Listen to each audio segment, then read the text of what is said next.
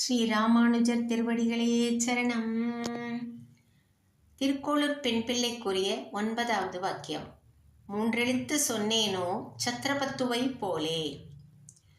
சத்ரபத்து என்னும் கொடியவன் நாட்டிலுள்ள ஆடவர் பெண்டிர் குழந்தைகள் அனைவரையும் வதைப்பதையே பொழுதுபோக்காக கொண்டிருந்தான்.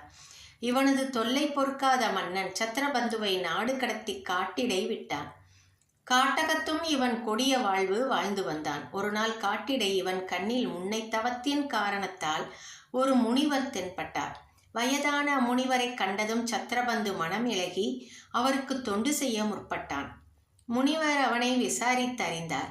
கொடிய வாழ்வினின்றும் அவனை மீட்டெடுக்க துணிந்தார். அவனிடம், அப்பா, நீ செய்யும் பாவச் செயலை இன்று முதல் நிறுத்து.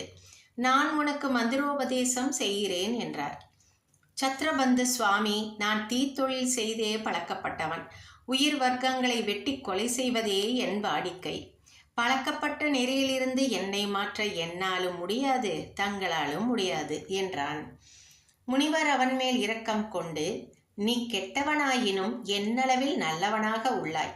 நான் உனக்கு மந்திரோபதேசம் செய்கிறேன், அதை இடைவிடாது சொல்லிக்கொண்டு வா என்று கோவிந்தா என்னும் 3 எழுத்து திருநாமத்தை அவன் காதில் உபதேசித்தார். சத்ரபந்துவும் இடைவிடாமல் அம்மந்திரத்தை ஜெபித்து வந்தான். அதன் பலனாக பல்லாண்டுகள் அவன் செய்த பாவச் செயல்கள் எல்லாம் தீயினில் தூசாக மாறியது.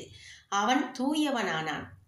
சத்ரபந்து சொன்ன 3 எழுத்து என் வாயில் படவில்லையே என்று திருக்கோளூர் பெண் பிள்ளை சத்ரபந்துவைப் போலே 3 எழுத்து சொன்னேனோ என்கிறாள். ஸ்ரீ ராமானுஜர் திருவடிகளே சரணம்.